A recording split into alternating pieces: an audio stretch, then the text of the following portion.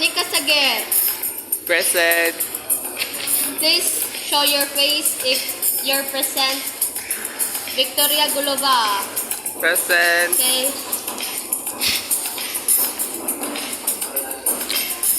Hannah Cloud. Present.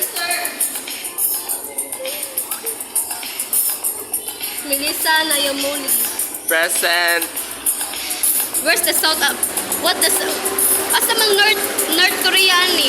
Andrea Valero. Andrea Valero. Present. Lahat siya Lindasay White. Di ba? Present. Present. Sri Lanka. Shaira Jingshin Tuen. Sorry name. Oh, didn't think ko ang surname. Diane Blunt. Daniela. Daniela Land Vias. Don. Service. Nayama Akostakli.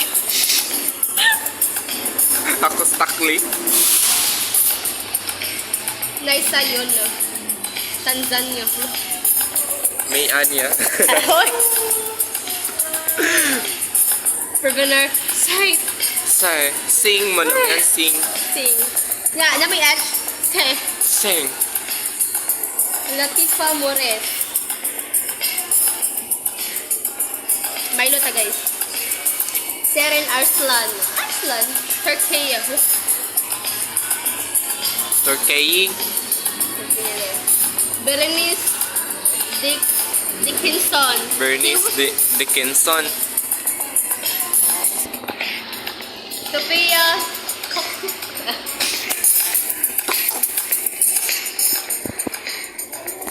Marian Mohammed, United Arab. Nagano nila UAE. sa?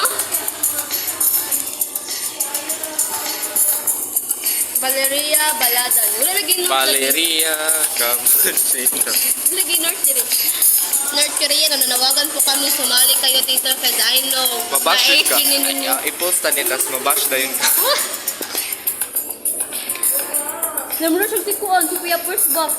Sophia first. Okay.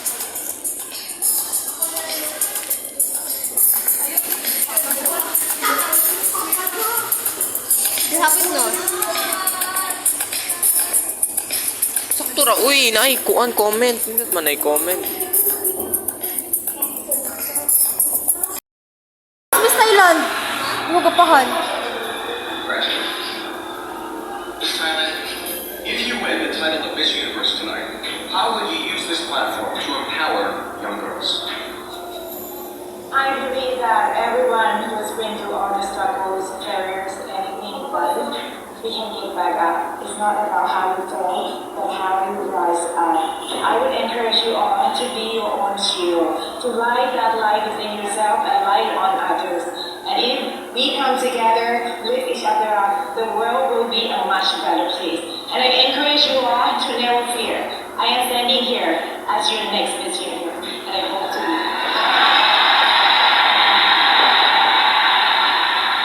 Thank you, Miss Thailand. Miss Philippines, I'll ask you Kagwapa, gagbuhok ko eh. for your final question. Hello, how are you? And congratulations, Miss. Miss Philippines, if you win the title of Miss Universe tonight, how would you use this platform to empower young girls?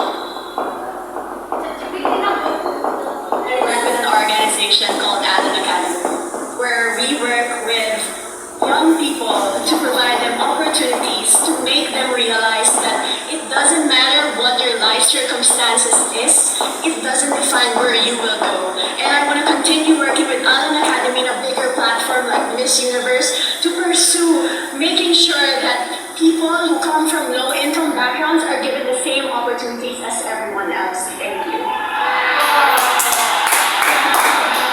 Miss Philippines, everybody. Thank you.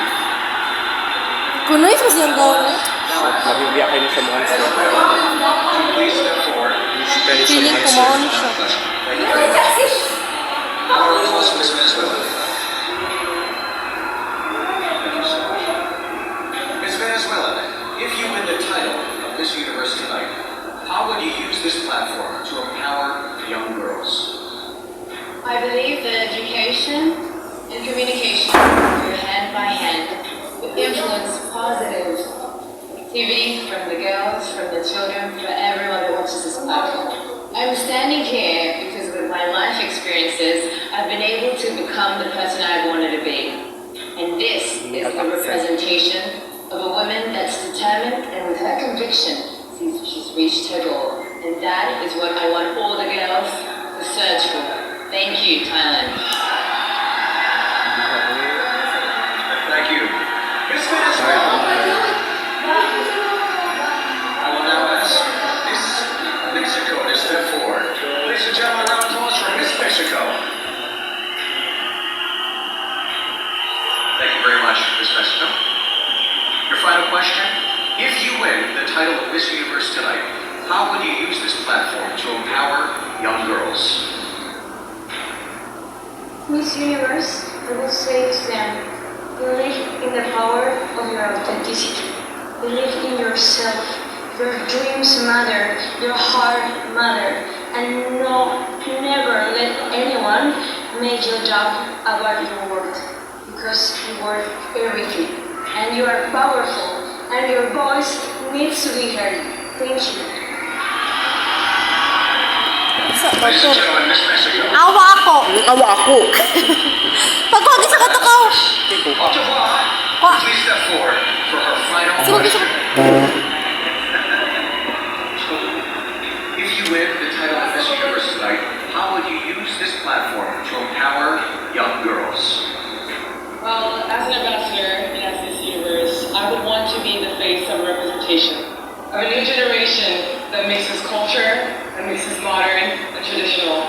I want to be the face of a new era of women that are bold, that are leaders, that are unapologetic about who they are. If I'm Miss Universe, I want to be a role model for all the young girls and let them know that you too can make it. Go in those rooms where you think you don't belong, shine, and make sure you assume your identity. It's Kotoa, everyone. Thank you all for your answers. Eh, pakpak mo siya sa kala. Ladies and gentlemen, delegates have traveled from all over the world to be here in Thailand. I cannot believe this incredible event is nearing an end. I love it here in Thailand so much, I don't want to go home. But I guess I'll have to book my flight back to the United States anyways. But which air operator? If only one of Miss Universe's sponsors was one of the world's greatest airlines, cue Philippine Airlines commercial. Fly the Philippine Airlines. Dali araw. No way. The third runner-up is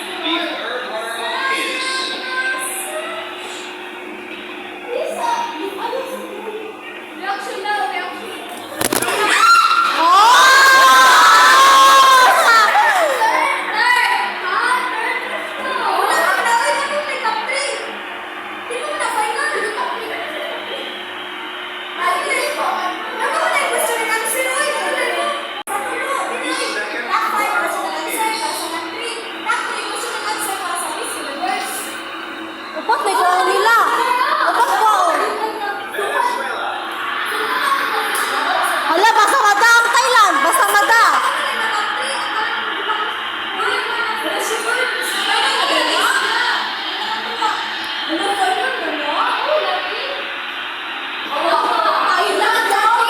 Atay ko piso. Eh, wala.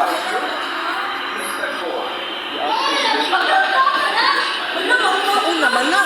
Hala, basa ang Thailand. Gawas na good ang last ng Miss Universe. We say to Kisho ang puta. Kabatik answer atong buak. No, kahit ang mga nindot pag answer una. Kaping babae, si Vinin. First runner-up will take her place. Kisho